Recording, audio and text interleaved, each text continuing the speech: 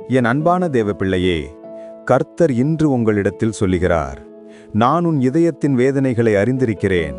நீ உன் கைகளின் பணமில்லாமல் பலமுறை துயரப்பட்டாய். உன் குடும்பத்தின் தேவைகளை பூர்த்தி செய்ய முடியாமல் சில இரவுகளில் நீ உன் படுக்கையில் அழுதாய். நீ உன் இருதயத்தில் சொன்னாய், கர்த்தாவே, நான் உழைக்கிறேன், ஆனாலும் ஏன் என் வாழ்க்கையில் பணம் தங்கவில்லை?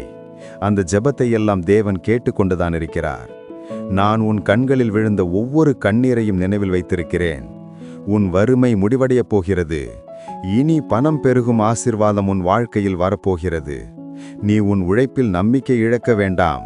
உன் உழைப்பு வீணாய் போவதில்லை. நீ உன் கைகளால் செய்த ஒவ்வொரு முயற்சியையும் கர்த்தர் பார்க்கின்றார். நீ நம்பிக்கை இழந்த அந்த இடத்திலே நான் ஆசீர்வாதத்தின் கதவுகளை இன்று உனக்காக திறக்கிறேன் என்று அவர் உங்களை பார்த்து சொல்லுகிறார். என் பிள்ளையே, நீ பலமுறை மனதில் நினைத்தாய், என்னால் வாழ முடியுமா? இந்த வறுமையிலிருந்து நான் எப்போது விடுபடுவேன்? ஆனால் இன்று உனக்கு சொல்லுகிறார், அந்த வறுமையின் சங்கிலிகள் முறிந்துவிட்டன. நான் உன் வாழ்க்கையில் வல்லமையான மாற்றத்தை ஏற்படுத்துகிறேன். நான் உன் கைகளில் வெறுமையில்லாமல் ஆசீர்வாதத்தை நிரப்புகிறேன். நான் உன் வீட்டில் குறைவில்லாமல் நிறைவு தருகிறேன். நீ உன் தேவைகளை பூர்த்தி செய்ய முடியாமல் இருந்த நாட்கள் இனி முடிந்துவிட்டன.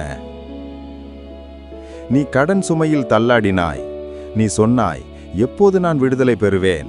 ஆனால் இன்று கர்த்தர் சொல்லுகிறார், அந்த சுமை முறிந்துவிட்டது.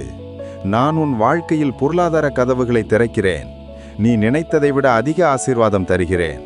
நீ எதிர்பார்க்காத வழிகளில் உனக்கு உதவி வரும். நீ எங்கே சென்றாலும் என் கிருபை உன் முன்னே போய் ஆசீர்வாதத்தை ஏற்படுத்தும். உன் உழைப்பை நான் ஆசீர்வதிக்கிறேன். உன் வருமானத்துக்கு கிருபை தருகிறேன். உன் வாழ்க்கையின் பொருளாதார கதவை விரிவாக்குகிறேன். நீ நினைத்தாய், எனக்கு வாய்ப்பில்லை. ஆனால் கர்த்தர் சொல்லுகிறார், கதவுகள் திறக்கப்படுகின்றன. நான் உனக்காக புதிய வழிகளை திறக்கிறேன். நீ ஒருபோதும் நினைக்காத இடத்திலிருந்து உனக்கு ஆசீர்வாதம் வரும். நான் உன் வாழ்க்கையில் பெருகும் ஆசீர்வாதத்தின் பருவத்தை ஆரம்பிக்கிறேன். உன் வாழ்க்கையில் தேவைகளை மேலாக நிறைவு வரும். நீ பிறருக்கு உதவக்கூடிய நிலைக்கு எழும்புவாய்.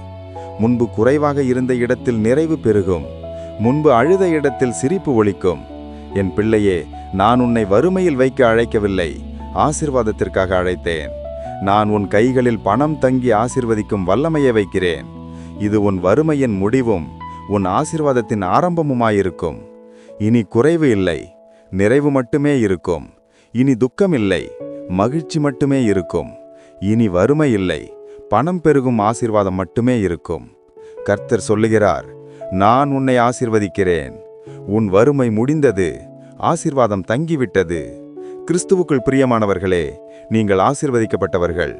கர்த்தர் உங்களை ஆசீர்வதிப்பாராக. ஆமேன்.